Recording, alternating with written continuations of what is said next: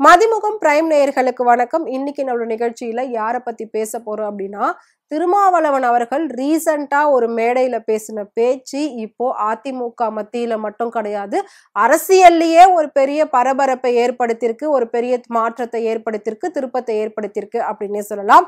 அதுக்கு அதிமுகவினர் சரமாரி பதிலடி கொடுத்திருக்காங்க அப்படின்னுமே சொல்லியிருக்காங்க. அது என்னென்ன அப்படின்றத ஃபுல்லா பார்க்கலாம்.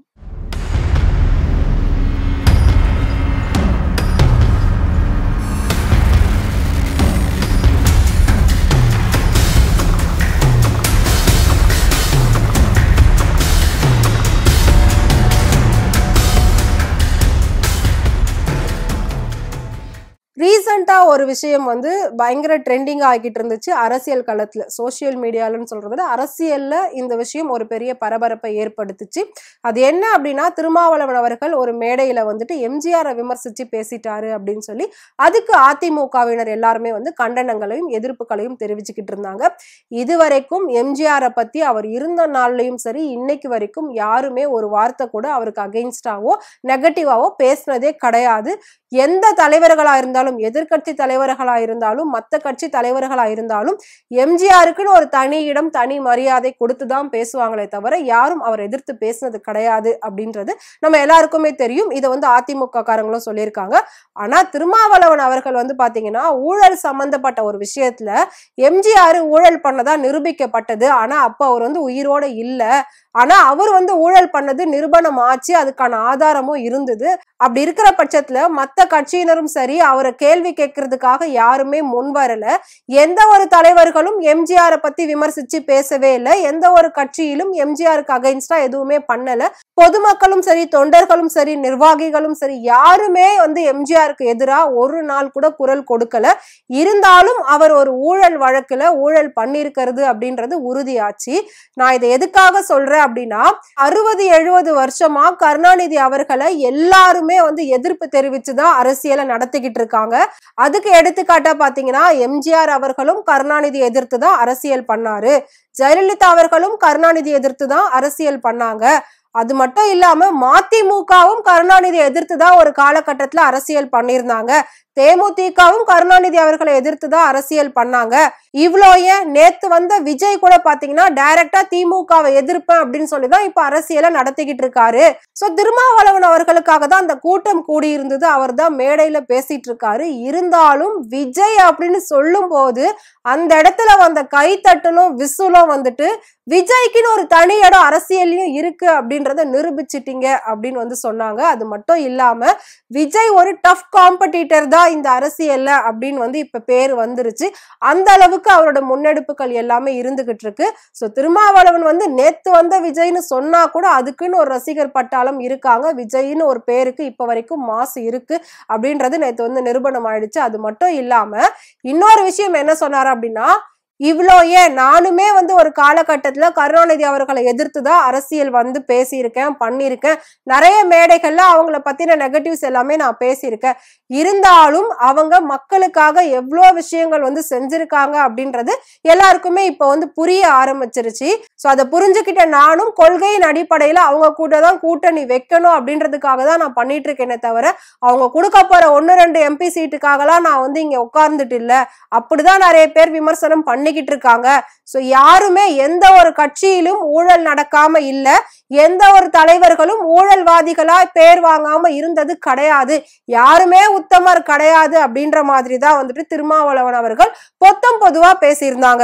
அப்படி இருக்கிற பட்சத்துல இதுக்கு, அதாவது எம்ஜிஆரை விமர்சிச்சுட்டாரு, ஜெயலலிதா அவர்களை விமர்சிச்சுட்டாரு. ஏன்னா ஜெயலலிதா அவர்கள் ஆல்ரெடி இந்த கேஸுக்காக அவங்க ஜெயிலுக்கும் போயிட்டு வந்தாங்க, ஜாமீன்ல தான் வெளியில வந்தாங்க.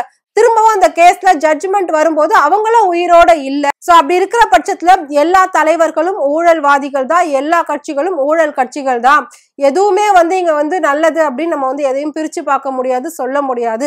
இருந்தாலும் இந்த அளவுக்கு, அதாவது 60-70 வருடங்களா எல்லாருமே எதிர்ப்பை தெரிவிச்சு அரசியலை நடத்தியிருந்தாலும் அந்த எதிர்ப்புகளை மீறி, அந்த தடைகளை மீறி பல போராட்டத்திற்கு அப்புறமாவும் இன்னைக்கு திமுக வெற்றி கண்டிருக்கு அப்படின்னா அது அவங்களுடைய உண்மைத்தன்மை இருக்கு அப்படின்றதுதான் உணர்த்துது அப்படின்னு சொல்லி திருமாவளவன் சொல்லியிருக்காரு. இந்த விஷயத்துக்கு எடப்பாடி பழனிசாமி அவர்கள் என்ன பேசியிருக்காரு அப்படின்னா, பொதுவா அதிமுக அப்படின்றது எம்ஜிஆர் அவர்களால தொடங்கப்பட்டு ஜெயலலிதா அவர்களால அது வந்து நல்லா காப்பாற்றப்பட்ட ஒரு கட்சி அப்படின்னே சொல்லலாம். அதனால அவங்க 2 பேரை பத்தி யாரு எங்க எது பேசினாலும் அதிமுக காரங்களுக்கு கோபம் வரதா செய்யும்.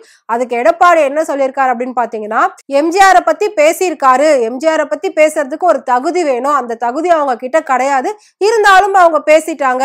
சோ எம்ஜிஆர் அவர்களை விமர்சிச்சு பேசினா கட்சியிலும் சரி அரசியலும் சரி காணாம போயிடுவாங்க அப்படின்ற மாதிரி மறைமுகமா மிரட்டியிருக்காரு எடப்பாடி அவர்கள் அப்படின்னு வந்து எல்லாருமே சொல்லியிருக்காங்க.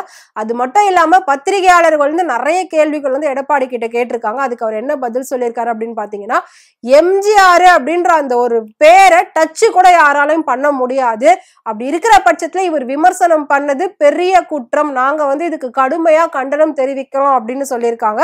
அது மட்டும் இல்லாம செம்மன செம்மல் அப்படின்ற அந்த பேருக்கு இப்ப வரைக்கும் வேற யாரும் ரீப்ளேஸ்மெண்டே கிடையாது, அந்த மாதிரி ஒரு பட்டமும் பதவியும் யாருக்கும் வந்து இப்ப வரைக்கும் கொடுத்ததும் கிடையாது, அந்த இடத்துல யாருமே இல்ல, அவங்க எல்லாம் தனி தலைவர்களுங்க, அவங்கள தொட்டு பேசுறதுக்கு யாருக்குமே ரைட்ஸ் இல்ல, தகுதி இல்லை அப்படின்னு சொல்லியிருக்காரு. இது மட்டும் இல்லாம இன்னொரு விஷயமும் சொல்லியிருக்காரு. என்ன அப்படின்னா, அதிமுக வந்து முழுக்க முழுக்க ஜாதி அடிப்படையே இல்லாத ஒரு கட்சியா தான் நாங்க பண்ணிக்கிட்டு இருக்கோம், எங்களோட கட்சியில எல்லா மதத்தை சேர்ந்தவங்களும் உறுப்பினர்களா இருக்காங்க, தொண்டர்களா இருக்காங்க, அப்படி இருக்கிற பட்சத்துல அதிமுகல ஜாதி பிரிவினை எதுவுமே கிடையாது அப்படின்னு சொல்லியிருக்காரு. இன்னொரு விஷயம் என்ன அப்படின்னா, திருமாவளவன் அவர்கள் அடிக்கடி இந்த மாதிரி வந்து அதிமுக விமர்சிச்சு பேசுறதை நீங்க எப்படி பாக்குறீங்க அப்படின்னு சொல்லி எடப்பாடி அவர்கள் கிட்ட பத்திரிகையாளர் கேள்வி எழுப்பியிருக்காங்க. அதுக்கு எடப்பாடி என்ன சொல்லியிருக்காரு அப்படின்னா, அதிமுக பத்தி அவர் பேசினா அவர்கிட்ட போய் கேளுங்கப்பா, ஏன்பா என்கிட்ட கேக்குறீங்க அப்படின்னு வந்து சொல்லியிருக்காரு. அதிமுகவை பத்தி பேசினா உங்ககிட்டதான் கேட்பாங்க, அதுக்கு கூட உங்களால பதில் சொல்ல முடியல அப்படின்னா அப்ப எதுக்கு நீங்க வந்து அதிமுக பொதுச் செயலாளரா இருக்கீங்க அப்படின்னு சொல்லி நான் கேட்கல, சமூக ஆர்வலர்களும் தொண்டர்களும் கேட்டுக்கிட்டு இருக்காங்க.